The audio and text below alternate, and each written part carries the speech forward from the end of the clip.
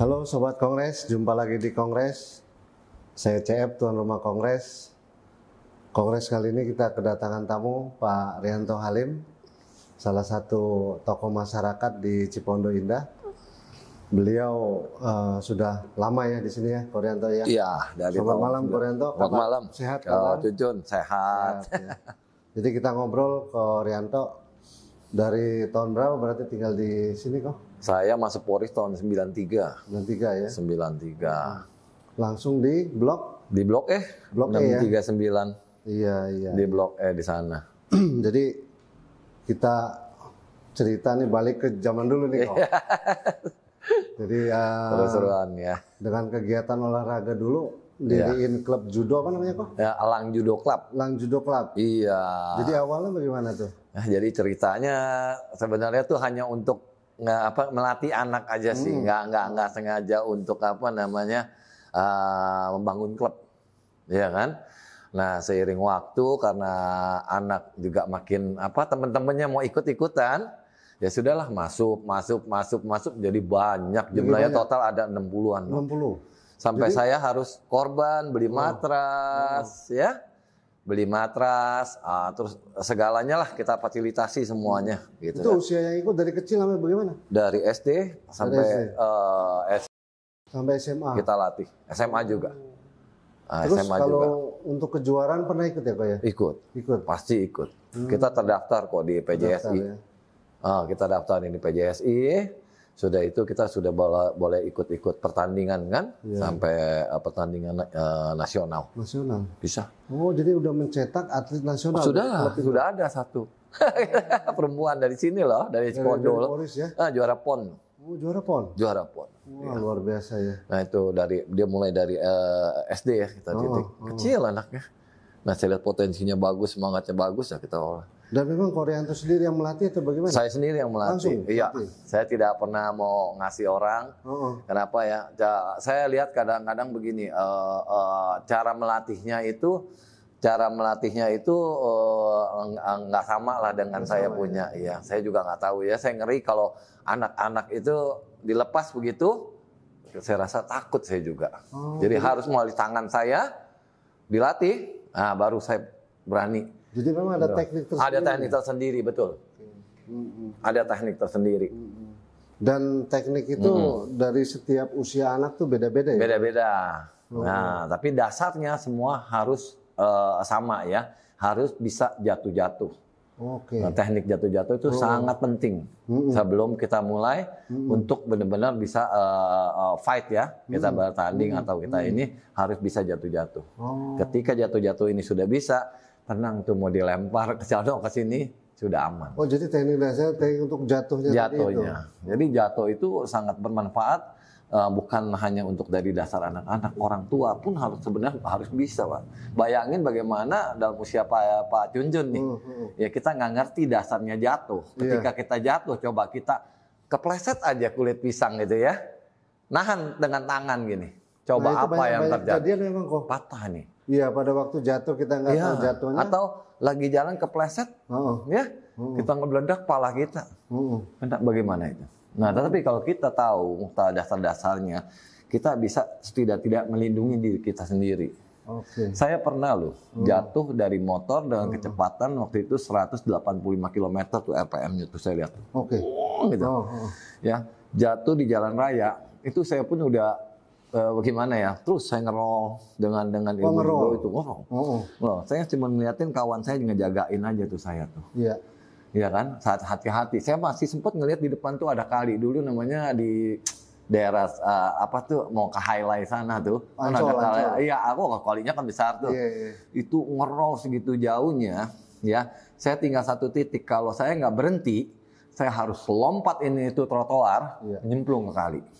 Kalau nggak saya bahaya. Betul. Karena saya udah ngerol kan dia ada pembatas tuh.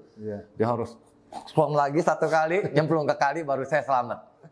Gitu kan, tapi keburu berhenti tuh situ. Nah, tapi semuanya selamat saya. Karena teknik karena teknik jatuh tadi itu ya. Betul. Nah, itu harus kita kuasain. Nah, makanya anak-anak semua saya latih, kebetulan saya hobi, itu semua yang saya latih tidak berbayar loh. Free semua? Free semuanya. Sampai baju latihan pun saya kasih. Oh, jadi semua Koreanto fasilitasi semua? Fasilitasi semua. Iya. Karena apa? Sayanya senang. Oh, memang hobi? Hobi. Itu karena hobi. Ya, jadi semuanya free. Terus ada yang menarik kok. Ya. Dari judo tadi, saya juga pernah dengar kan Koreanto bangun klub apa dulu? Fighting. Ya. Betul. Jadi gini, kebetulan juga kan yang namanya, saya juga suka ngelihat ada fighting. Dulu yang namanya TPI Fighting. Ya, dari TPI dulu. TPI itu di RCTI bikin lagi duel. RCTI ya. RCTI ya kan. Yang lainnya belum ada lah, TV One. Nah, itu dimulai dari situ. Rupanya di kelompok Polis Indah ini, di lingkungan Polis Indah, banyak sekali orang yang suka mau coba namanya bertanding.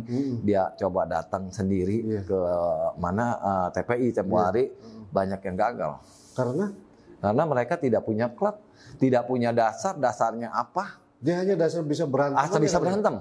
Gitu. Padahal kan? Anda begitu ya? Oh iya, nggak bisa begitu kan. Mereka harus punya organisasinya dulu, gitu kan. Nah, jadi mereka diarahkan orang-orang yang ada di sini. Nah, cobalah harus punya dasar. Dasarnya apa? Satu, judo tadi. Dasar utama judo? Judo, karena apa? Harus bisa mengerti jatuh-jatuh. Iya kan? Karena kalau sudah fight, bertanding, dia nggak ngerti jatuh, kepukul, selesai dah. Iya kan? Nah, itu jatuh paling penting. Jadi di samping judo pelengkapnya apa lagi Koreanto? Judo, itu pertama dulu judo. Jadi pelengkapannya itu harus bisa jatuh-jatuh, baru masuk teknik-teknik. Nah, sedangkan saya ini kan hanya backgroundnya kan judo kan. Memang adalah untuk kayak Wing Chun, tapi sedikit saya mempelajarinya. Karate juga saya ada, ya, tapi sedikit juga saya pelajarinya. Ya, jadi nggak ada tujuan saya tuh ngebangun kayak mixed martial art begitu, pertandingan tinju bebas nggak ada. Nggak ada ya? Nggak ada. Jadi memang semua didasarinya hobi. Hobi, ya. Dan bibit-bibit di Polres ini juga datang. Kebetulan datang. Mereka minta kepada saya tuh, ya, dia menyampaikan maksud dan tujuannya lah. Dia mau turun bertanding, ya. Tapi ada kendala. Dia nggak bisa jatuh-jatuh. Dia nggak bisa teknik bantingan, ya. Terus dia juga selain bantingan apalagi ya satu macam lagi. Nah, dia nggak menguasai. Jadi mereka harus komplit dulu, kunci-kuncian. Nah, ini kunci-kuncian. Dulu dari Genta yang berprestasi berapa banyak? Dari tempat kita ada 4 orang. Siapa itu? Hadi Wijaya. Pak Hadi Wijaya. Hadi Wijaya. Terus Denny Peliu. Ya, ini orang Blok H nih, kalau nggak salah Blok H atau Blok G ya, itu Denny Peliu. Pui Hong. Yang orang taekwondo nih, ada di Blok H kalau nggak salah. Ini Pui Hong. Satu lagi tinggalnya di daerah Kapuk nih, namanya Felianto. Ada dia dengan cabang bela diri beda-beda atau? Beda-beda. Tapi mereka juara nasional semua nih, sabuk emas dipegang semua 4-4-nya. Kita borong semua itu dari Banten. Jadi waktu itu judulnya dari Banten loh. Mewakili jadi ya. Mewakili Banten itu luar biasa itu. Jadi waktu itu di mana, di TPI sama RCTI itu? Dua-duanya itu kita dapetin. Dan klub kita tuh ya sungguh diseganin lah. Di kalangan klub martial art lainnya itu diseganin. Lawan terberat tuh dari mana kok? Dulu banyak sih ya, kayak Lindu Aji Semarang. Paling berat tuh? Iya kan, banyak sih sebenarnya klub-klub banyak. Tapi kalau untuk di Banten, Genta lah, benar-benar luar biasa Genta. Itu Genta Batara, namanya juga udah serem, Genta Batara. Kita bikin tuh cari nama aja tuh, kita Genta Batara. Tapi dari pertandingan itu atlet kita aman semua, nggak ada yang cedera? Aman. Karena memang mereka diajari teknik sudah siap dasarnya teknik dulu. Dasarnya dulu. Semua aman. Safety semua ya? Semua safety. Ya, jadi kita juga sebagai seorang pelatih itu nggak bisa setelah kita melatih dia, udah kita lepas aja gitu. Tidak, saya nggak bisa begitu orangnya. Saya selalu, kalau yang untuk anak-anak mungkin saya selalu ada di pinggiran arena pertandingan itu selalu. Suara saya harus paling besar itu. Apalagi yang orang dewasa ini yang bertanding secara bebas tuh. Nah, saya harus benar-benar mengamati. Jadi benar-benar didampingi, betul. Nah, makanya waktu itu saya jarang sekali lah hanya cuma duduk-duduk itu. Saya lebih baik selalu menjadi pengawas aja. Saya lebih baik ngangkat dulu ada Pak Sarudin sebagai ininya, bantuin Pak. Untuk ada Pak Sarudin juga. Ada Pak Sarudin dulu ketua LPM dulu, siapa namanya? Adi Warman. Pak Adi Warman. Itu dia. Berarti tahun berapa tuh kira-kira Pak Adi Warman? Waktu Pak Sarudin masih sebagai lurah apa bagaimana? Masih lurah. Masih lurah. Sekcam, udah mulai sekcam ya. Pak Sekcam Cipondo. Sekcam Cipondo. Iya. Nah, mereka lah itu yang mulai bantu-bantu kan Pak. Nah, saya lebih suka mengawasi mereka karena saya tahu dalam satu pertandingan itu resikonya tinggi, apalagi yang namanya mixed martial art itu bebas loh Pak. Bebas. Sangat bebas itu kan. Jadi saya harus bisa nyetel. Nonton di TV itu kok. Ya. Begitu kaki naik celepak. Selesai. Bisa selesai. Nah, jadi kita itu yang benar-benar ngawasin dia tuh. Gerakan siapa yang mau bergerak dulu nih. Nah, jadi kita bisa perintah mundur, maju, mundur, maju. Gitu. Mana kapan masuknya itu selalu ingat ngomongan saya selalu pesanin. Ingat ngomongan, cari suara saya, jangan denger yang lain. Cari suara saya bilang kan. Pasti kamu berhasil. Nah, syukurlah banyak ciptain beberapa atlet tuh. Iya. Ini kita bicara kalau tantangan ke depan nih Koreanto. Kalau untuk di judo misalnya. Iya. Kita mulai munculin lagi nih. Seninya ini nih. Ya ke depannya. Iya. Kira-kira ada ini nggak? Ada niatan lagi ya Koreanto? Niatan sih ada, cuman mungkin karena usia lagi udah ini ya. Makanya saya lagi coba-coba ya. Pengen sih gitu karena kemarin saya lihat ada satu anak yang potensinya bagus. Saya mau garap ini. Umur berapa? Umur 15 tahun. Ini orang Taman Jaya ya. Enggak loh, sorry, orang Blok H sini. Blok H. Aduh, ini potensinya bagus ini. Nah, cuma memang dia ada bibit nih. Ini bibit udah kelihatan nih. Nah, makanya saya sudah nafsu nih. Ngelihat dia sudah bagus. Saya coba kemarin undang saya punya salah satu anak buah saya yang juara PON. Tolong datang bantu saya orang Flamboyan sini. Ya, datang. Akhirnya dia datang. Saya bilang saya punya bibit satu nih, saya mau jadiin nih gitu. Tapi karena masih terbentur ini ya, mungkin waktu sekarang ya, terus saya udah peralatan matras saya nggak punya. Kemarin kita latihan di aspal loh. Udah aspal. Kita kayaknya masih kurang cocok yang latih anak baru di aspal. Tapi syukur nih anak punya kemauan di aspal pun mau gitu. Jadi memang tempat yang indoor ini belum ada. Belum ada. Nah, jadi kita harus punya dulu itu setidaknya matras. Iya. Paling nggak kalau ada balai warga atau itu bisa dipakai. Community center yang kosong bisa itu bisa dipakai. Nah, berarti nanti harus kita sampaikan. Coba nanti dipikirin. Iya, minta dukungan Pak Lurah. Benar. Mesti dipikirkan kembali itu. Itu ada potensi bagus. Saya jamin kalau di tangan saya latih nggak lama juara. Gitu ya. Itu anak. Namanya Kelvin ya, anak dalam bloknya umur 15 tahun. 15 tahun. Dan memang harus sayang kalau tidak dilatih nanti mental dia jadi kurang baik nih. Saya ngelihat dia dari kenakalannya udah ada nakalnya, saya senang. Jadi kita harus bentuk dia kan, membangun dia punya karakter dia yang baik. Jangan sampai dia sudah nakal nih kebablasan nakal. Ini yang bahaya. Artinya nakalnya mungkin dia berani kali. Udah beraninya sudah nongol. Jangan salah nih, harus benar-benar kepegang nih anak. Kita bangun karakter dia yang baik tuh. Iya. Gitu kan, jadi dia menjadi juara nih. Betul. Ini yang saya mau ini. Makanya kemarin sebenarnya semangat saya mau coba mulai lagi. Itu tentang olahraga kok. Kalau saya lihat kan di 05 kok. Lingkungan sendiri. Ada Taman Jajan. Iya. Dan saya dengar juga kan itu Koreanto nih yang awalnya merancang, memulainya. Iya. Bagaimana ceritanya Koreanto? Aduh, ceritanya sebenarnya ini dari suatu ingin keperubahan di lingkungan ya. Dari lingkungan kita lingkungan. Dulu kan kita ada tanah fasum, itu dipergunakannya hanya untuk pertama disebutnya taman burung. Awalnya taman burung. Betul indah lah waktu itu ya. Tapi dikarenakan ada satu musibah yang namanya flu burung, ini kita buang-buangin karena Pak RT-nya dulu dia takut ada penyebaran virus mungkin ya, jadi dilepas dan akhirnya kan terlantar itu kan. Nah, akhirnya dicoba diperbaikin, dibuatlah lapangan basket. Awalnya lapangan basket lagi, tapi kelihatannya juga nggak terurus, terbengkalai kan, sampai banjir di situ luar biasa dah, ya kan, sangat prihatin lah saya liatin. Tapi ya udah, bagaimanapun terus kan tuh berjalan seperti kayak gitu, kerusakan udah makin banyak saya liatin.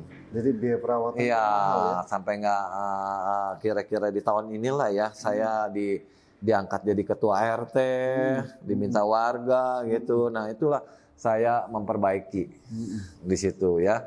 Nah saya coba pelur dengan swadaya warga semampunya. Dari Kita hanya tadi cuma mampunya separuh nih. Iya. Akhirnya bagaimana cara supaya bisa menuin ini nih, urukan ini penuh gitu. Ya mau nggak mau kita minta bantuan Pak Sarudin lah. Yang penuhin lah. Oh jadi ada backup beliau juga. Ada, dia pagi-pagi datang nggak nyangka kita cuma minta tolong gitu, dia mau peduli, dia datang loh Pak. Dia datang, dia telepon, ada di mana nih? Gitu kan, asli di rumah baru bangun nih. Bapak di mana?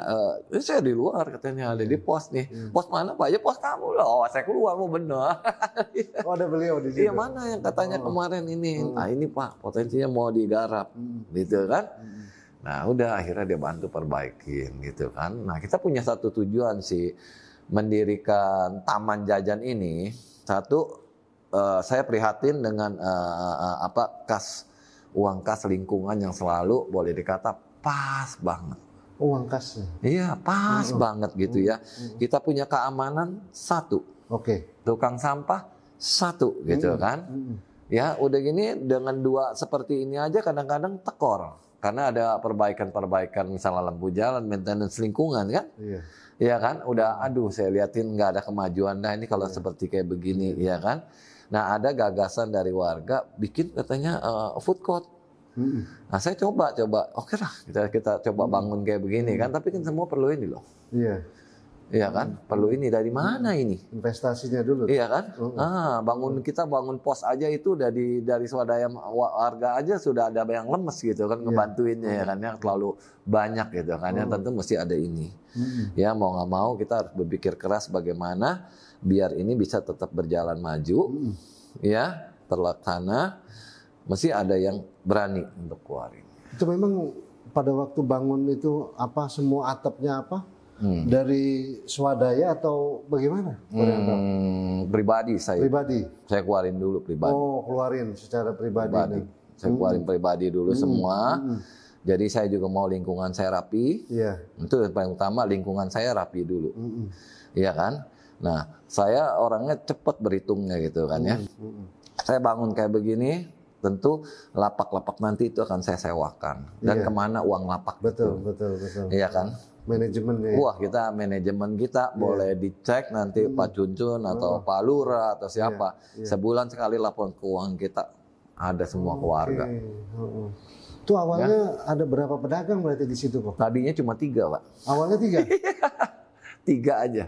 Makanan semua? Makanan. Yang satu dagang jus, dagang bakso sama pempek. 3 aja. Hanya 3? 3 Pak. Terus? Sekarang sudah ada 25. 25? Jangka waktu berapa lama? Apanya? Jangka waktu kurang lebih ya 1 tahun lah. Setahun. Tapi untuk tempatin taman jajan naik semua nih ke taman jajan yang sudah ratain 6 bulan. 6 bulan? 6 bulan. Dan yang dagang di situ pun memang warga kita di Polres? Harus warga Cipondoh Indah. Wajib? Bukan warga Cipondoh, wajib. Cipondoh Indah? Iya, harus ya. Atau yang berdomisili tetap di sini. Iya. Nah kita kasih dia di sana. Ya, kita kenapa kita kasih taman jajan gitu? Karena itu nama kita izin tuh dari Pak Lurah, nanya dulu konsultasi. Pak Lurah bilang taman jajan aja. Ya udah kita jadiin taman jajan dah. Marketnya bagus nih. Sekarang bagus. Jadi kita sebagai leader di situ, maksudnya sebagai ketua RT, ya, ketua lingkungan, ya, kita bukan hanya ya mengambil iuran dari mereka tanpa kita ada feedback balik. Saya rasa itu nggak baik. Ya, jadi kita mau ambil iuran dari mereka, kita juga harus ada perhatian. Ya, perhatiannya di mana? Nanti mungkin satu saat Pak Cuncun atau sama kawan-kawan boleh ke sana, datang lihat, tanya langsung kepada ibu-ibu di sana atau pedagang di sana, bagaimana mereka mendapat perhatian dari si pengelolanya nih. Seperti itu, Pak. Dan pengunjung paling ramai apa? Weekend atau gimana, Pak? Sekarang rata-rata saya ambil lihat memang weekend sangat ramai. Rame ya. Kita juga sudah ada yang namanya grup band. Ada grup band? Ada grup bandnya. Ya, jadi grup band ini juga tidak sengaja. Dia nih datang nih ke tempat kita nih, bilangnya mau live music. Live music. Ya kan? Itu ya. Saya pikir ya udahlah, saya kasih tempat aja kecil gitu kan ya, 3x3 di sana kecil. Cobalah potensinya. Rupanya ini ada cerita lagi, jadi panjang lagi nih. Jadi panjang lagi. Rupanya yang namanya dia pemain musik ini peralatannya semua minjem. Jadi saling tukar-tukaran lah sama temen lah. Mungkin saya prediksi ya, mungkin ya. Ini karena dia sudah dapat lapak di sini, saya juga perhatikan dalam 1 bulan ada potensi yang baik yang dia dapat dari para pengunjung, dan pengunjung yang datang pun senang gitu karena ada hiburan musik, ya kan, dan aneka makanan variasi udah tambah banyak gitu kan, jadi tempat santai, nanti nggak? Tapi tiba-tiba kekat ini orang, teman-temannya tarik ini barang.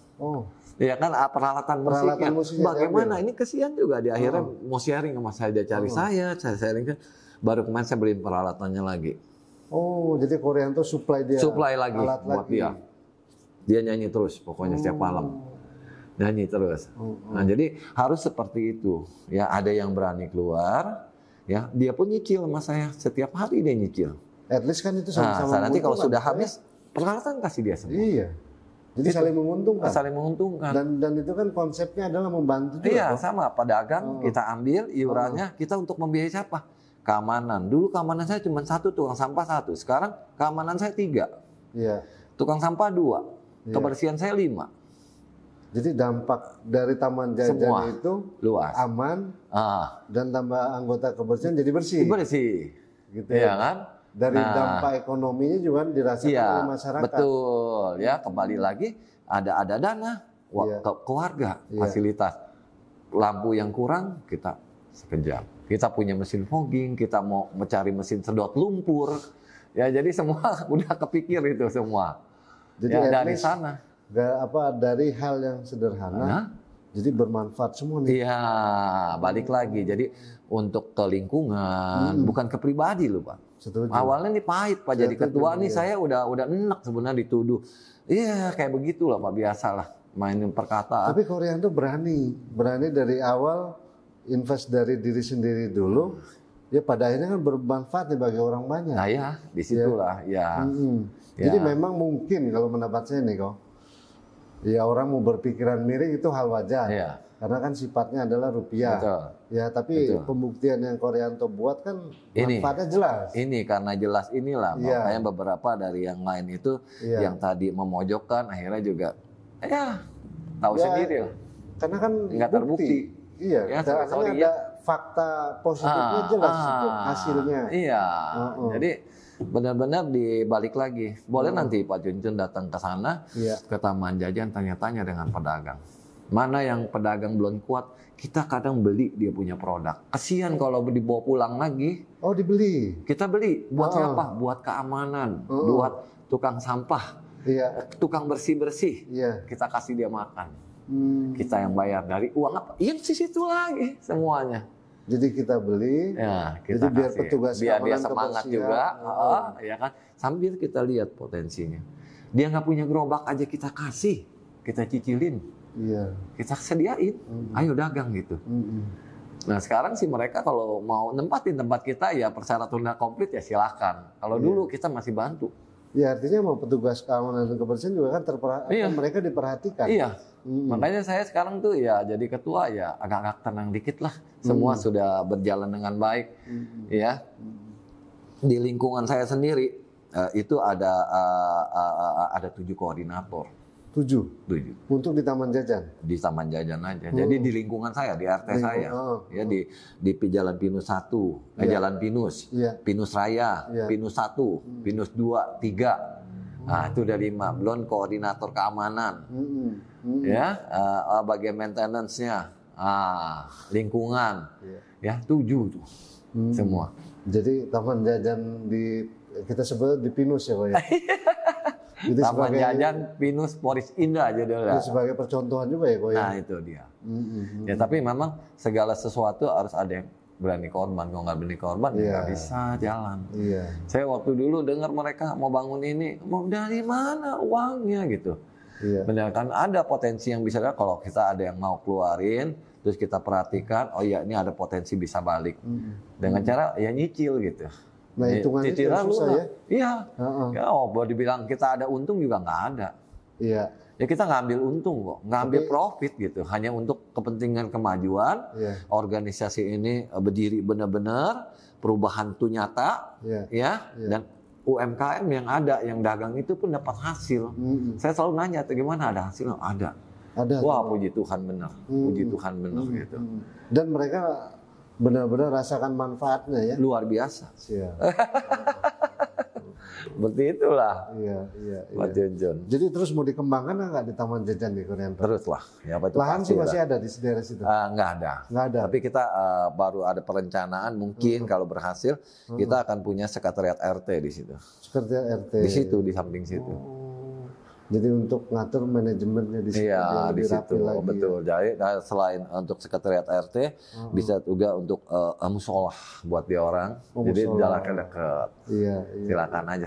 Yang sekarang ada kan kurang memadai. Saya lihat kurang lah, gitu kan. Jadi di tempat yang baru nanti, nah itu benar-benar namanya sekretariat RT ya. Mungkin harus lebih bersih, lebih ini. Udah ada sih tempatnya, tinggal mau difinalin aja. Pak Lurah sih udah sering bolak-balik ke sana, Pak Lurah. Pak Lurah ada dong, mati lihat-lihat. Kiat-kiat nih atau motivasi buat anak-anak muda. Jadi mulai dari seni olahraganya sampai ke UMKM. Gitu ya. Ya, gimana Pak Rianto? Ya, jadi buat anak muda ya, dia harus seperti saya melatih judo gitu. Judo ya. Harus berani jatuh-jatuh. Jatuh dulu lah. Ya, jatuh. Berani belajar apa berjatuh nih? Belajar jatuh ya, jangan takut sampai nggak bisa bangun lagi, nggak bisa bangkit lagi. Pasti bisa. Karena kalau kita sudah tahu jatuh yang dengan benar, bangkitnya akan mudah. Pasti itu. Pasti itu jawabannya. Ya, itu pasti jawabannya. Jadi anak-anak muda harus bisa berani. Untuk bisa jangan takut jatuh atau kalah gitu ya. Terus coba terus potensi yang ada, kembangin, jalan. Dan harus konsisten. Konsisten aja. Pasti berhasil. Jadi antara olahraga dengan UMKM ini sama aja sebenarnya Ya, jadi mereka berusaha, jangan ragu. Benar ya, percaya diri gitu ya. Saya sering lihatin kok mereka coba ya, kita support sebagai pengelola, melihat potensi dia gimana, syukur berjalan sekarang dan dia merasakan apa? Puji Tuhan gitu dia. Iya. Alhamdulillah berhasil. Iya. Jadi kita jangan lepas dia, kasihan juga karena dia hanya mencoba ya, ingin bisa ada usaha tambahan untuk keluarga, ya jangan dilepas. Dia sudah bayar loh untuk kita. Kita pun harus bisa kasih support dia. Sama lah, anak muda juga demikian. Berani mencoba. Kalau dia nggak berani, takut-takut, jawaban gitu ya.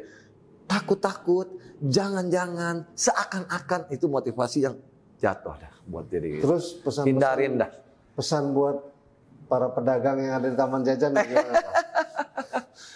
Saya untuk pedagang Taman Jajan yang mereka ya harus semangat terus. Saya dukung dia. Dukung ya? Pasti dukung. Jadi tidak ada kata tidak berhasil? Tidak. Yakin harus. Saya akan lihat satu persatu. Tapi saya senang. Saya sudah lihat potensi mereka untuk maju ada. Kita puas. Dan memang terbantukan. Iya, terbantukan. Untuk mereka dia sendiri, untuk lingkungan. Nah, itu semua dapat. Dan itu fakta ya. Realitanya memang itu dia. Itu yang diambil. Jadi seperti saya bilang tadi, ya harus ada yang berani korban juga. Ya kalau kita menunggu, kapan kita mau mulai? Jadi yang saya menjadi catatan ini, kata berkorban ini sama kita mulai dengan peduli kali. Peduli, betul. Harus ada yang peduli dulu. Iya. Kalau kita nggak mau peduli, nggak bisa. Tanpa itu untuk membangun satu lingkungan itu berat ya Pak? Iya berat. Kita harus ada yang berani kita keluarkan. Iya. Dan akhirnya jadi apa? Kita kasih dia jadi potensi yang baik.